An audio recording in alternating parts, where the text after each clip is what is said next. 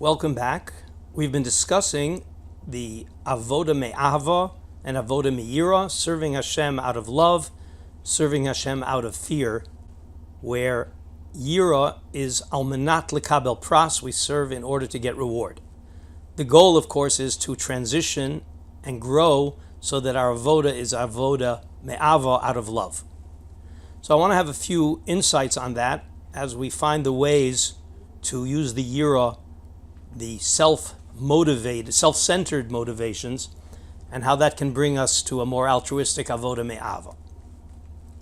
So there's conventional wisdom that it's very important to invest in a relationship, invest in our marriages. But I'm going to challenge this perspective by delving into the real meaning of investing. When I invest, I put in $100 with the expectation of getting back a profit, return on investment. So in order to get what I want, profit, I have to give, I have to put in, I have to invest. If we apply that to marriage, what it really says is that in order for me to get what I want out of the marriage, I have to put in, I have to give to my spouse in order for me to get what I want. Now that is very inwardly directed. I'm looking to fulfill my needs, and the way to do it is by giving to my spouse. What is it supposed to look like? So let's play out a scenario, two identical conclusions with motivations coming from opposite directions. Let's imagine a spouse, and for sake of the story, we'll have a husband who forgot his wife's birthday. It can work in either direction. So the birthday spouse, the wife, is very upset, and the response is, you don't really care about me, you don't appreciate me, and for the next few days, dinner is late, or dinner isn't so good, the husband gets the cold shoulder. I'm sure no one in this audience responds that way, but we can imagine such a scenario. So the husband reacts in a very natural way. He makes sure that this will never happen again. He puts a reminder in his electronic calendar to pop up 2 weeks before the birthday every day, and he puts it on his wall calendar, and he is sure, I am never going to forget my wife's birthday again. But there can be two very different motivations for such a reaction. One motivation would be, I don't want to ever experience this again. I'm going to avoid this at all costs. That's inwardly directed. He doesn't want what happened to him to happen again. There's another way to look at it, another motivation. I lost an opportunity to make my wife feel good, to make my wife feel appreciated. A lost opportunity to give. Ahava. Ahava is always outwardly directed. It's motivated to give, and to use a word that has certain political or sociological implications that we want to avoid. But ava is to serve, to use the resources I have to help others, to accomplish purpose. It's about the other and not about me. Now, this doesn't mean that the relationship, especially marriage, can only be focused in one direction. I have needs, and those needs have to be provided for. But here we get to the crux of the chiddush and the dichotomy that Rav Dessler teaches us about two kinds of people, two kinds of traits. Rav Dessler divides a person's motivations into koach hanitina, the power of force of giving, and koach hanitila, the power or force of taking. Nitina is built on ava, the desire to give. Taking is always selfish. It's always inwardly directed.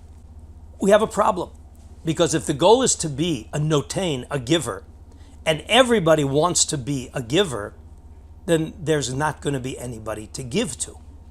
So Rav Dessler solves this problem by making a distinction between takers and receivers. A person who is motivated to give will eventually deplete themselves. And therefore, they need to be ready to receive as opposed to take. A mother who's constantly giving to others without time to refresh, to replenish, that mother's going to burn out. Stephen Covey calls it sharpen the saw, and Lahavdil Shlomo HaMelech has a pasuk about it.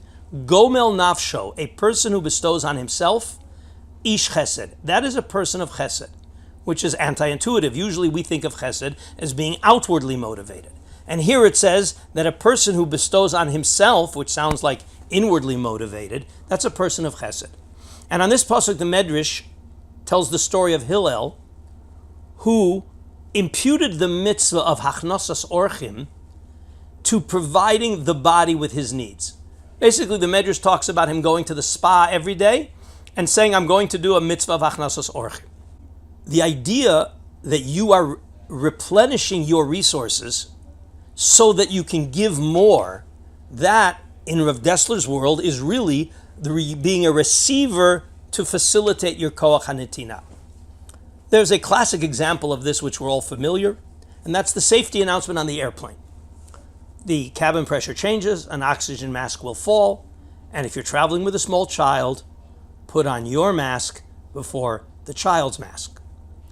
And you can imagine a mother sitting with a 2-year-old baby, and as the oxygen pressure falls, the baby starts screaming, "Mommy, I can't breathe, Mommy, I can't breathe." And of course, instinctual chesed would have the mother put the mask on the baby. But that's not really giving.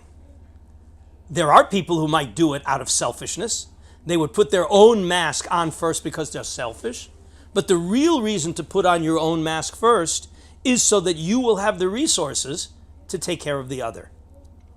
So, depending on your motivation, the same action can be for me, selfish, or it can be for the other, even though it's an action that looks like I'm helping myself.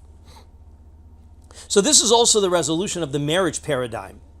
If we realize that investing is about me, but receiving from my spouse the needed resources to better enable me to give, to better enable me to fulfill my purpose, that's ultimately outwardly directed. That is a manifestation of ava, of love, even when I am being a recipient. So before we learn how to transition from this avoda meira, serving God out of fear for myself, for the reward, we want to transition to avoda me'ava, making it altruistic. I want to share a middle ground that the Maharal teaches us about motivation to serve God. He introduces the idea that we serve God out of hakaras hatov. God gave me such great things, so much appreciation. The language of the Maharal is that he's oev bishvil shehit heitiv imo v'natan lo chiyut v'hitziloto. The fact that God did so many good things, I serve him out of appreciation. So says the Maharal, that's a much higher level motivation than yira. I'm not doing it because I am afraid of what's going to happen, but I'm doing it out of appreciation for what I got already. But says the Maharal, the downside there is that what would happen if God wouldn't have given me so much great things? And I might have had some problems, some sorrows, difficulties. Well, if the motivation is appreciation, that might compromise my ability or my motivation to serve. So we see this in marriages also. We can imagine that lo aleinu, it shouldn't happen, that one spouse contracts a debilitating illness and the other spouse basically has to be the caretaker and serve them. And unfortunately, we know of cases where that leads to divorce because the spouse who has to be the caretaker isn't getting what they want and they walk out. But we've seen unbelievable, heroic cases where the healthy spouse is devoted to helping the sick spouse, realizing that there's nothing that they're going to get back. So that is ava, that's true love, that's true giving. That's not out of appreciation, but that's the highest level of giving. How do we get there? And that's what we're going to do in the final segment. Next week, we're going to talk a little bit more about why Yira is an important component and the downside of only having Ava, but ultimately we want to know, how do we reach this high level of Ava, of giving, of always being outwardly directed in my relationships with others, as well as serving God out of Ava.